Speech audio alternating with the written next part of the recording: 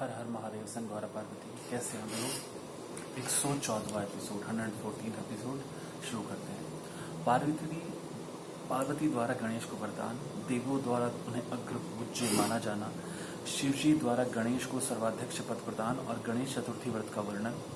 तत्पश्चात सभी देवताओं का उनकी स्तुति करके हर्षपूर्वक अपने अपने स्थान को लौट जाना। ब्रह्मा जी कहते हैं, मुने, जब विकृत स्वरूप वाले गिरिजा पुत्र गजानन विकृता रहित होकर जीवित हो उठे, तब गणनायक देवों ने उनका अभिषेक किया। अपने पुत्र को देखकर पार्वती देवी आनंद मग्न हो गई और उन्हें हर्षातिरेक से उस बालक को दोनों हाथों से पकड़कर छाती से लगा लिया। फिर अंबिका ने प्रसन्न होकर अपने पुत्र गणेश को अनेक प्रकार के वस्त्र और आभूषण प्रदान किए। तदनंतर सिद्धियों ने अनेकों विधि विधान से उनका पूजन किया और माता ने अपने सर्व दुखारी हाथ से उनके अंगों का स्पर्श किया। इस प्रकार शिव पत्नी पार्वती देवी ने अपने पुत्र का सत्कार करके उसका मुख चूमा और प्रेम पूर्वक उसे वरदान देते हुए कहा, बेटा, इस समय तुझे बड़ा कष्ट झेलना पड़ा है, किंतु अब कृत्य हो गया है, तू धन्य है। अब से संपूर्ण देवताओं में तेरी अग्र पूजा होती रहेगी और तुझे कभी दुख का सामना नहीं करना पड़ेगा। चूंकि इस समय तेरे मुख पर सिंदूर दिख रहा है, इसलिए मनुष्यों को सदा सिंदूर से तेरी पूजा करनी चाहिए। जो मनुष्य पुष्प, चंदन, सुंदर गंध, नैवेद्य, रमणीय आरती, तांबुल और दान से तथा परिक्रमा और नमस्कार करके विधि पूर्वक तेरी पूजा करेगा, उसे सारी सिद्धियां हस्तगत हो जाएंगी और उसके सभी प्रकार के विघ्न नष्ट हो जाएंगे।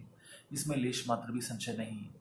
ब्रह्मा जी कहते हैं, मुने, महेश्वरी देवी ने अपने पुत्र गणेश से यूं कहकर उसे नाना प्रकार की वस्तुएं प्रदान करके पुनः उसका अभिनंदन किया।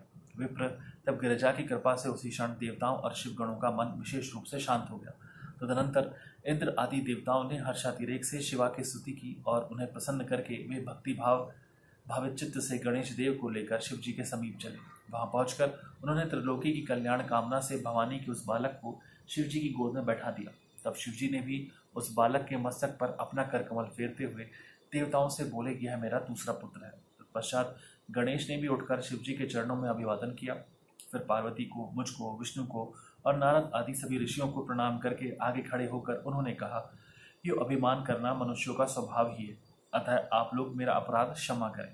तब मैं, शंकर और विष्णु इन तीनों देवताओं ने एक साथ ही प्रेम पूर्वक उन्हें उत्तम वर प्रदान करते हुए कहा, सुरवरों, जैसे त्रिलोकी में हम तीनों देवों की पूजा होती है, उसी तरह तुम सबको इन गणेश का भी पूजन करना चाहिए। मनुष्यों को चाहिए कि पहले इनकी पूजा करके तत्पश्चात हम लोगों का पूजन करें। ऐसा करने पर हम लोगों की पूजा संपन्न हो जाएगी। देवगणों, यदि कहीं इनकी पूजा पहले ना करके अन्य देव का पूजन किया गया तो उस पूजन का फल नष्ट हो जाएगा, उसमें अन्यथा विचार करने की आवश्यकता नहीं है। ब्रह्मा जी कहते हैं, मुने, तदनंतर ब्रह्मा, विष्णु और शंकर आदि सभी देवताओं ने मिलकर पार्वती को प्रसन्न करने के लिए वहीं गणेश को सर्वाध्यक्ष घोषित कर दिया। उसी समय शिवजी परम प्रसन्न चित्त से पुनः गणेश को लोक में सर्वदा सुख देने वाले अनेकों वर प्रदान करते हुए बोले। शिव जी ने कहा, गिरिजानंदन, निसंदेह मैं तुझ पर परम प्रसन्न हूँ।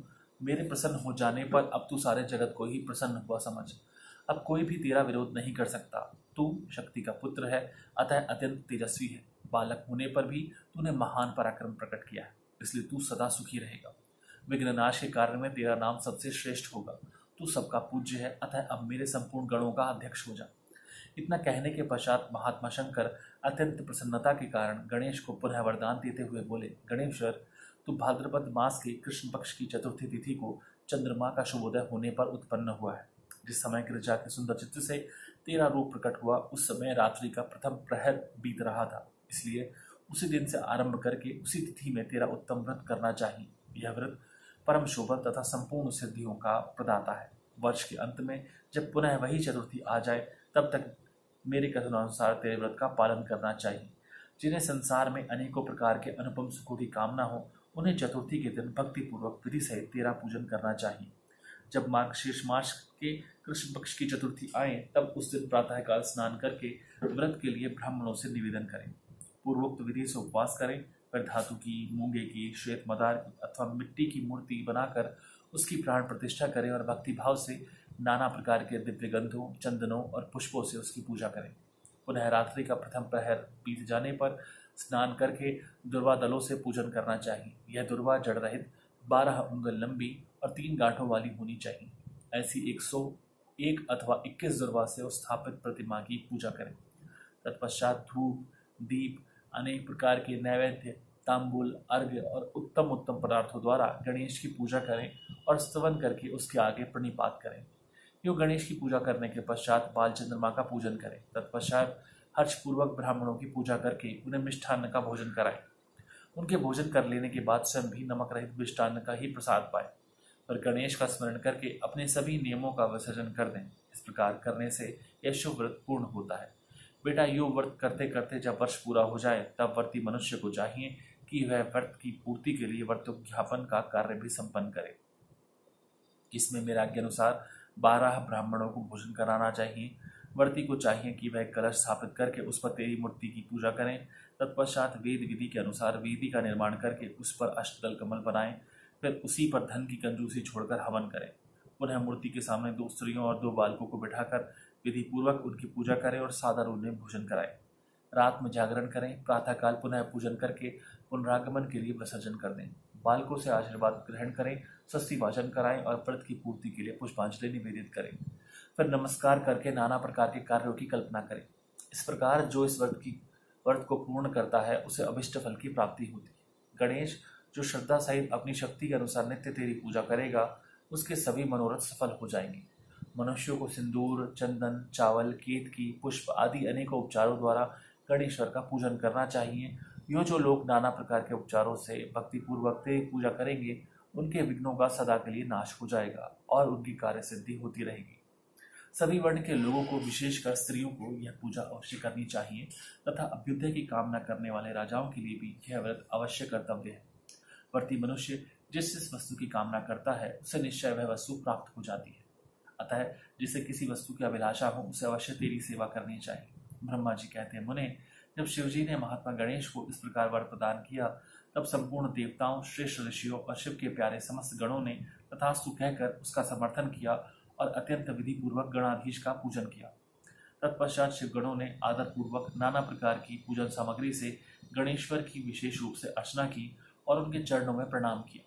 मुनीश्वर, उस समय गिरिजा देवी को जो आनंद प्राप्त हुआ उसका वर्णन मेरे चारों मुखों से भी नहीं हो सकता। तब फिर मैं उसे कैसे बताऊं।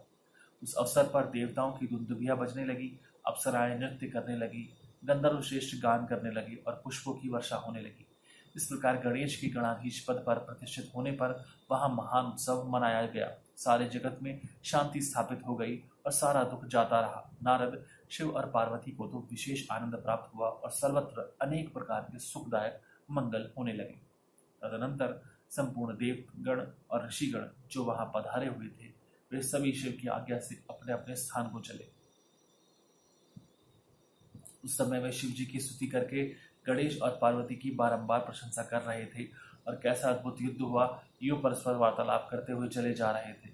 इधर जब गिरिजा देवी का क्रोध शांत हो गया तब शिव भी, जो स्वात्मराम होते हुए भी सदा भक्तों का कार्य सिद्ध करने के लिए उद्यत रहते हैं, गिरिजा के सन्निकट गए और लोगों की हित कामना से पूर्ववत नाना प्रकार के सुखदायक कार्य करने लगे। तब मैं, ब्रह्मा और विष्णु दोनों भक्ति पूर्वक शिव शिवा की सेवा करके शिव की आज्ञा ले अपने अपने धाम को लौट आए। जो मनुष्य जितेंद्रिय होकर इस परम मांगलिक आख्यान को श्रवण करता है वह संपूर्ण मंगलों का भागी होकर मंगल भवन हो जाता है। इसके श्रवण से पुत्रहीन को पुत्र की, निर्धन को धन की, भयार्थी को भार्या की, प्रजार्थी को प्रजा की, रोगी को आरोग्य की और भागी को सौभाग्य की प्राप्ति होती है। जिस स्त्री का पुत्र और धन नष्ट हो गया हो और पति परदेश चला गया हो उससे उसका पति मिल जाता है। जो शोक सागर में डूब रहा हो वह इसके श्रवण से निसंदेह शोक रहित हो जाता है। यह गणेश चरित्र संबंधी ग्रंथ जिसे घर में सदा वर्तमान रहता है वह मंगल संपन्न होता है। इसमें तनिक भी संशय की गुंजाइश नहीं है। जो यात्रा के अवसर पर अथवा किसी पुण्य पर्व पर इसे मन लगाकर सुनता है वह श्री गणेश जी की कृपा से संपूर्ण अभिष्ट फल प्राप्त कर लेता है। यहाँ पर यह अध्याय समाप्त होता है। बहुत सांकेतिक भाषा के साथ साथ स्पष्ट इसमें बताया गया है किस प्रकार से भगवान गणेश की पूजा और आराधना करनी चाहिए। यहाँ तक कि दुर्वा जो होती है वह 12 अंगुल, एक उंगली तो समझते ना, इसको एक अंगुल कहते हैं, 12 अंगुल लंबी हो, 3 गांठ वाली हो। क्या बात कही। साल भर तक किस तरह से व्रत करना चाहिए, उद्यापन करना चाहिए, उसकी विधि किस तरह से स्थापित करना चाहिए, हर चीज इसमें पूर्णतया बताई गई है। हवन के बारे में भी कहा गया, अष्टदल कमल के बारे में बताया गया है। यदि हम केवल अपने इन वेदों को, इन पुराणों को ही समझ के मान लेना तो जीवन की 90% जो है समस्या तो ऐसे ही दूर हो जाए। अब आपसे विदा लेता हूँ। धन्यवाद। हर हर महादेव संग गौरा पार्वती।